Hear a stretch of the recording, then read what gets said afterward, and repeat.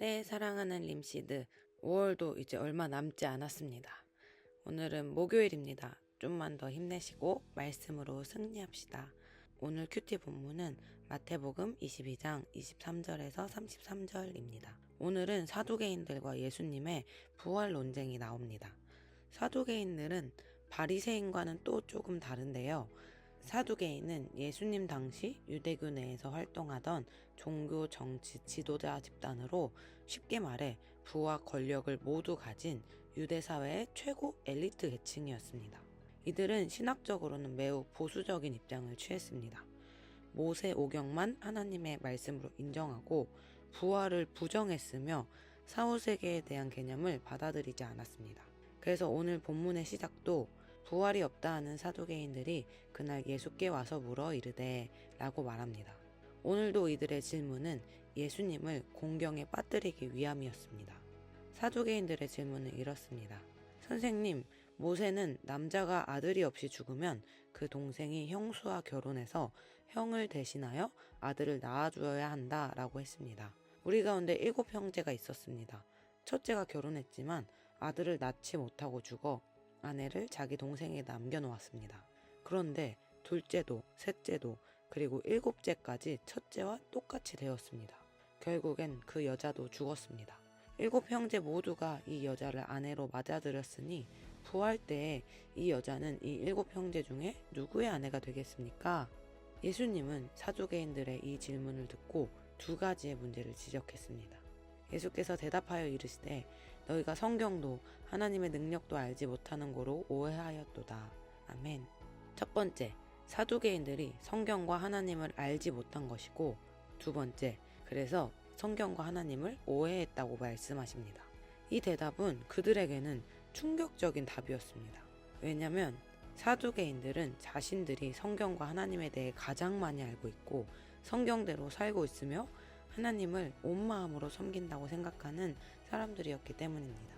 그런데 예수님은 그들을 향해 그것이 모두 무지에서 나온 오해라고 말씀하신 것입니다. 그러면서 부활은 있다 얘기하시며 부활의 근거로 출애굽기 3장 6절을 언급하십니다. 여러분 너무 놀랍지 않나요? 그런데 예수님은 어떻게 이렇게 모든 질문마다 기가 막히게 말씀으로 대답하실 수 있었을까요? 답은 너무 단순합니다. 말씀이 곧 예수님, 예수님이 곧 말씀이시기 때문입니다.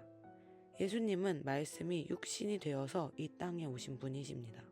말씀 자체이신 예수님께 말씀으로 이기겠다는 생각 자체가 말이 안 되는 겁니다. 사랑하는 여러분, 지금도 우리는 말씀을 보고 듣고 있습니다. 그런데 정말 우리는 말씀을 알고 있나요? 정말 예수님을 알아가고 있나요? 과학 유튜버인 궤도 씨가 한 프로그램에 나와서 이런 말을 했습니다. 여러분, 바나나 아시나요? 대부분 대답합니다. 바나나 알죠? 그럼 바나나에 들어가 있는 성분 10가지를 대보세요. 하면 대부분 모릅니다. 그리고 바나나가 나무에서 열립니까? 풀에서 열립니까? 대부분 나무에서 열린다고 생각합니다. 하지만 바나나는 풀에서 열립니다. 이렇게나 바나나를 모르고 있지만 우리는 바나나를 안다고 생각합니다. 왜? 너무 많이 봤고 우리 주변에 너무 흔하기 때문입니다. 어떤 면에서 우리에게 말씀은 이 바나나와 같지 않을까 하는 생각이 들었습니다. 너무 많이 봤고 신앙생활을 할수록 우리 주변에 너무 흔해져 있는 말씀들을 보고 들으며 우리는 말씀을 안다고 생각합니다.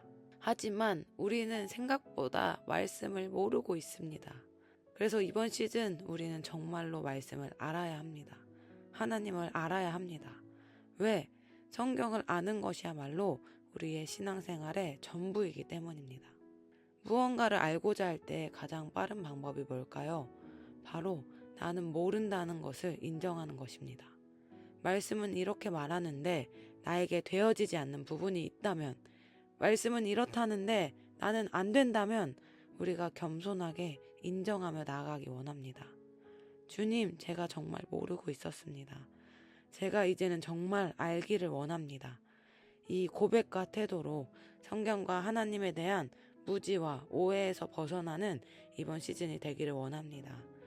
오늘도 하나님은 살아계신 말씀으로 우리와 함께하고 계십니다. 아브라함의 하나님, 이삭의 하나님, 야곱의 하나님이 오늘 우리 뉴송의 하나님, 림시드의 하나님, 여러분의 하나님으로 경험되어지기를 축복합니다. 여러분 사랑합니다.